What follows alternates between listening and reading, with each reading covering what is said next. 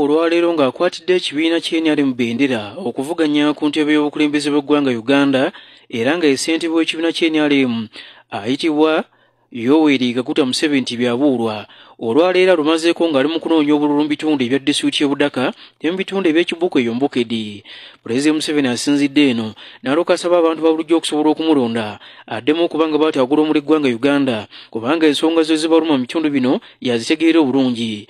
Ono era anenyezza nnyo abantu ba bulijjo n'abakulembeze okulembera okugenda mu maaso n'okubanga bateekawo embeera ey'okulemesa abamu ku bakulembeze b'amasomero abagenda basaba ensimbi mu masomero ga gavumenti eri abaana ekibalemesa okweyongerawo n'emisomo gyabwe. Pulezidenti Museveni agamba singa anaamaliriza okubanga tibw'ati awangulako olwakasembedde mu Januari ng'ennaku z'omwezi 15 omwaka ogujja agenda kubanga bw'ati atandikira ku nsonga ey'okubanga bw'ati akangavula bonna abakyasaba ensimbi mu masomero ga gavumenti ekiremeseza abaana okubanga beeru bayiga.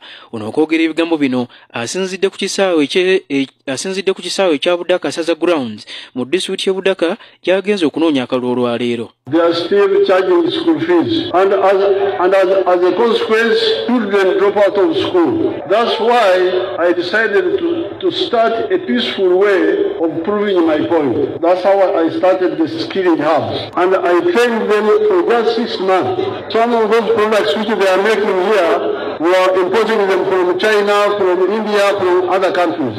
So therefore, I want you, the NRM people, to discuss seriously the issue of school fees in government schools.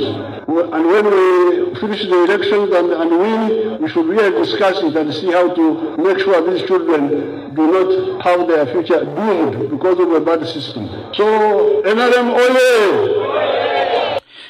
Museveni asinzidde mu disitulikiti y'e Budaka gy'agenze okunoonya akalulu n'alyoka asaba abantu ba bulijjo okulaba nga bongera amaanyi okuwagira bannakibiina ky'NRM bonna abalina bendera era ng'agamba nti ensonga nnyingi zigenda okwongera okuba nga tezibanyumira omuli n'enguudo ez'enjawulo zigenda okuba nga tezikolebwa kw'oteekeeza ezaamalibwa okuba nga tezikolebwa gye buvuddeko.